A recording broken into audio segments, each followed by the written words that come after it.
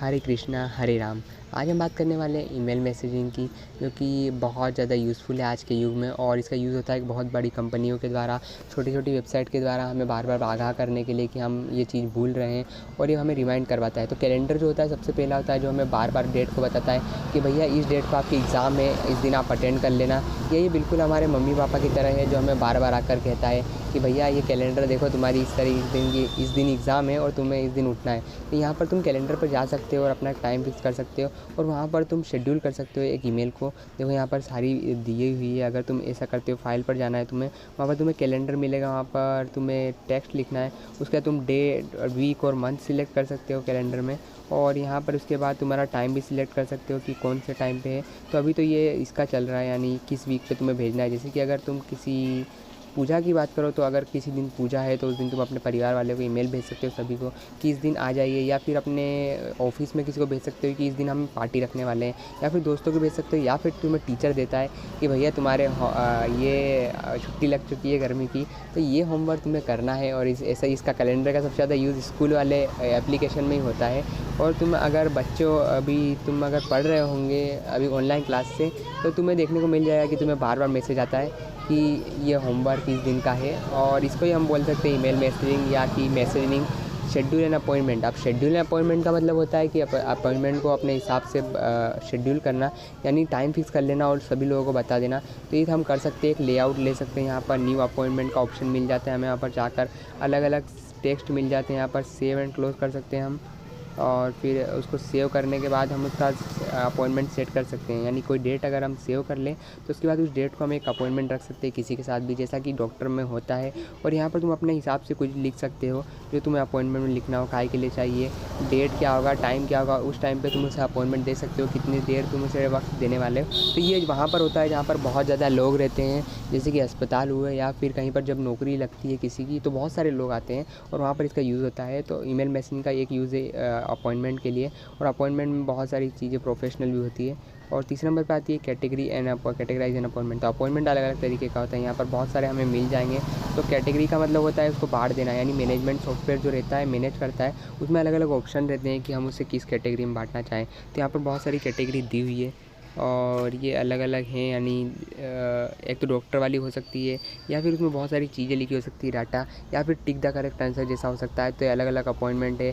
जैसे कि तुम अगर एग्ज़ाम का फॉर्म भरते हो तो उसका अलग होता है, या फिर अगर तुम एग्ज़ाम देते हो तो उसका एक अलग अपॉइंटमेंट होता है। तुम्हें स्कूल में एडमिशन के लिए अलग अपॉइंटमेंट होता है, तो अलग अलग होता है। शेयर अ कैलेंडर, अब हम अपना कैलेंडर शेयर भी कर सकते हैं अपने दोस्तों के साथ, और इसके लिए हमें माई कैलेंडर पर जाकर शेयर का और सेंड का आ जाता है, तो हम सेंड कर सकते हैं। वहाँ पर ये देखो पब्लिश माई कैलेंडर, और यहाँ से हमारा नेविगेशन बार में आ जाएगा, यानी नेविगेशन पेन जो होता है हमारा सबसे पहला विंडो वहाँ पर देखने को मिल जाएगा। और नेविगेशन पेन का मतलब अलग भी होता है, यानी कह सकते हो जो नीचे जो लेता है आइकॉन, वहाँ पर भी मिल जाएगा हमें। तो ये फिनिश कर सकते हैं हम यहाँ पर ऐसा सेंड कर और हमारे दोस्तों को सेंड कर सकते हैं। तो यहाँ पर हम देख लेते हैं कि यहाँ पर नेविगेशन पेन का मतलब क्या होता है। तो यहाँ पर है बहुत सारी चीज़ें, देखो सेव हो रहा है, और तुम सेंड करने के अलावा किसको क्या सेंड करना है। तो select the time spend to calendar is share by selecting the drop down values. अब देखो यहाँ पर हम ड्रॉप डाउन वैल्यूज़ भी सिलेक्ट कर सकते हैं, जिससे हम कैलेंडर को कितने लोगों के साथ शेयर करना चाहते हैं, डिटेल और परमिशन मांगना। उसके बाद हमसे परमिशन लेगा कि कुछ पर्सनल डाटा तो नहीं है, और इसके बाद ये अपने आप शेयर हो जाएगा। तो ये व्हाट्सएप जैसा ही अगर तुम बात करो तो। और ये कह सकते हो कि इसको ईमेल पे सेंड किया जाता है कि हम हमारा कैलेंडर दूसरों को दिखा सकें, और ये टाइम टेबल की तरह तुम अपने दोस्तों के साथ शेयर कर सकते हो कि ये मेरा टाइम टेबल है। यहाँ पर एक कैलेंडर जैसा है, और यहाँ पर आप जब वो तुमसे ऑथेंटिकेशन, यानी जब वो आप कंफर्म कर लेगा सब, जिसको तुमने कैलेंडर भेजा है, और सारी जो टर्म एंड सर्विसेज एक्सेप्ट कर लेगा, तो उसके इसमें भी डाउनलोड हो जाएगा कैलेंडर। और द सेंड कैलेंडर अलोंग, देखो यहाँ पर एक और ऑप्शन है कि the send a calendar with email डिस्ट्रिंग फॉर हॉट अपेयर्स, यानी बॉक्स अपेयर आ जाएगा तुम्हारे, इसमें बॉक्स आ जाएगा, यहाँ पर तुम्हें दिया जाएगा कि ये तुमने सेंड किया है। ये बिल्कुल व्हाट्सएप की तरह है। प्रिंट अ कैलेंडर, अगर हम कैलेंडर प्रिंट करवाना चाहते हैं तो ये भी करवा सकते हैं। मतलब जो कैलेंडर है वहाँ पर प्रिंट का ऑप्शन आ जाएगा, जैसे हम सेव करते हैं तो हमें फाइल में देखने को मिल जाएगा, और वहाँ पर प्रिंट डायलॉग बॉक्स अपेयर है। डायलॉग बॉक्स का मतलब होता है जो किसी के अंदर एक छोटा सा बॉक्स है, उसको ही अगर हम डायलॉग बॉक्स बोल सकते हैं, जिसमें बहुत सारे ऑप्शन रहते हैं। तो वहाँ पर हमें डायलॉग बॉक्स दिख जाएगा। क्रिएटिंग मीटिंग रिक्वेस्ट, अब मीटिंग रिक्वेस्ट अगर हम क्रिएट करें तो मीटिंग रिक्वेस्ट का मतलब होता है कि मीटिंग इज़ एन अपॉइंटमेंट जो किसी को दी जाती है किसी काम के लिए या किसी बिज़नेस को आगे बढ़ाने के लिए या किसी चीज़ पे बात करने के लिए। तो मीटिंग अपॉइंटमेंट बना सकते हैं जो कि बहुत ज़्यादा प्रोफेशनल होगी और इसमें कुछ लोगों को ही बुलाया जाएगा। Respond to a meeting request, अब कोई अगर तुम्हें मीटिंग रिक्वेस्ट भेजता है तो तुम उसको एक्सेप्ट करते हो। तो यहाँ पर अलग अलग दिया हुआ है कि तुम्हें एक्सेप्ट करना, टेनेटाइज़ करना, डिक्लाइन करना, प्रोग्रेस, नेवर, और यहाँ पर अलग अलग है। तो तुम ये पढ़ोगे तुम्हें समझ में आ जाएगा। Propose after time, new time, तो नया टाइम सिलेक्ट कर लो या फिर उसे एक्सेप्ट कर दो या मना कर दो या फिर और दूसरी बीच की भी चीज़ हो सकती है। क्रिएट एंड एडिट का टास्क, अब तुम्हें क्रिएट एंड एडिट का टास्क यानी एक टास्क करना है। तो टास्क का मतलब होता है एक्शन जो तुम करते हो। डिपार्टमेंट में यहाँ पे लिखा है perform by an user basis में indicate action terms to be booking. हाँ, तो यहाँ पर तुम एक टास्क कर रहे हो यानी कुछ बुक कर रहे हो या फिर अपना एक काम सिलेक्ट कर रहे हो कि मुझे किस दिन कहाँ पर जाना है। इस दिन मुझे मंदिर जाना है या इस दिन मुझे होटल जाना है। तो तुम सेव एंड क्लोज कर सकते हो, तुम्हें रिमाइंड कर देगा। तो ये बिल्कुल उसी की तरह है कि जैसे तुम्हारा अलार्म होता है उसी की तरह है और ये बहुत ज़्यादा फ़ायदेमंद है आज के लिए। तो अगर तुम ये करना चाहो, अगर तुम्हारे पास कंप्यूटर है तो इसका यूज़ ईमेल में होता है और इसका यूज़ बहुत बड़े स्तर पे भी होता है। जैसे कि अगर हमें वैक्सीन लगती है तो हमें मैसेज आ जाता है।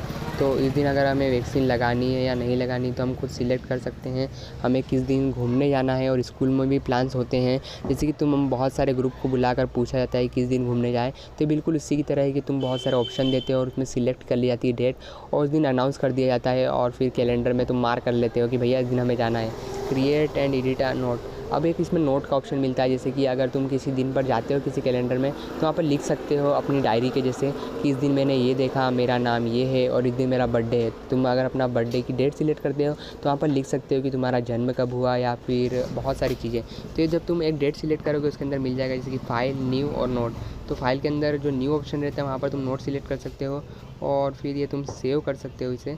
तो यहाँ पर द कैलेंडर एप्लीकेशन, अब you have created click note in the calendar application. अब तुम्हें कैलेंडर एप्लीकेशन में नोट सिलेक्ट करना है, वहाँ पर तुम्हें मिल जाएंगे बहुत सारे नोट और तुम इसे डबल क्लिक करोगे तो ये अपने आप खुल जाएगा।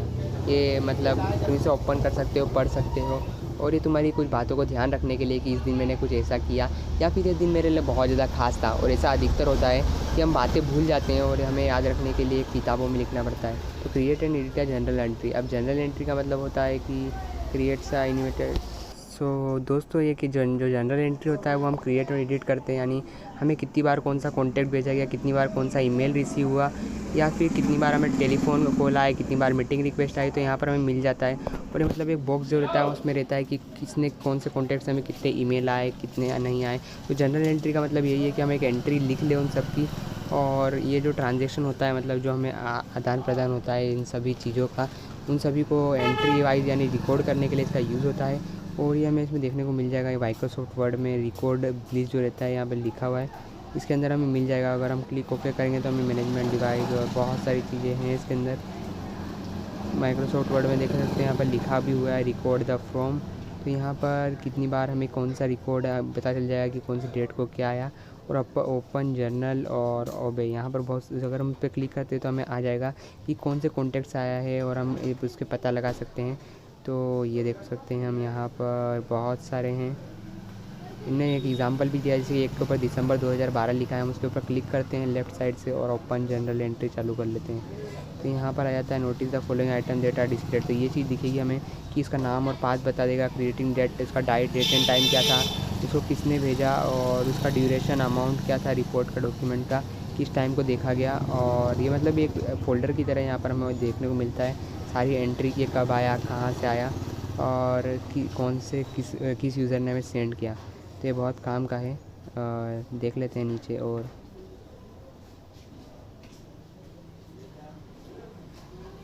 फॉर दिस कॉन्टैक्ट्स, अगर हमें दूसरे चीज़ें कॉन्टैक्ट्स के लिए चाहिए यानी अंडर फॉर दिस कॉन्टैक्ट तो हम किसी कॉन्टैक्ट्स के भी ले सकते हैं। और अपार्ट ईच कॉन्टैक्ट यानी हर कॉन्टैक्ट का भी हम निकाल सकते हैं जनरल एंट्री। और यहाँ पर हमें यहाँ पर देखने को मिल जाता है ऑप्शन में जनरल एंट्री। यहाँ एक जो माइक्रोसॉफ्ट वर्ड है इसमें हमें देखने को मिलेगा जनरल एंट्री का। तो एक जनरल एंट्री के नाम से हमें फोल्डर मिल जाएगा जहाँ पर हमें देख सकते हैं। यहाँ पर हमें बहुत सारी चीज़ें अभी मैंने बता दी है कि हमें क्या क्या देखने को मिलेगा, उसकी डेट, ट्रांजैक्शन डेट और उसका नाम, फाइल का पाथ का नाम। और हम इसे डबल क्लिक करके अंदर उसके अंदर जा सकते हैं। और ये बहुत ज़्यादा सिंपल है किसी चीज़ को जानने के लिए। जनरल एंट्री यानी किसी बात को जानने के लिए किसने कब टाइम पे भेजा, अगर तुम्हारी किसी से लड़ाई होती है तो ये बहुत जल्दी हल कर देता है। अगर तुम्हें वीडियो पसंद आया तो लाइक शेयर सब्सक्राइब कर देना। Thanks for watching. Hare Krishna Hare Ram.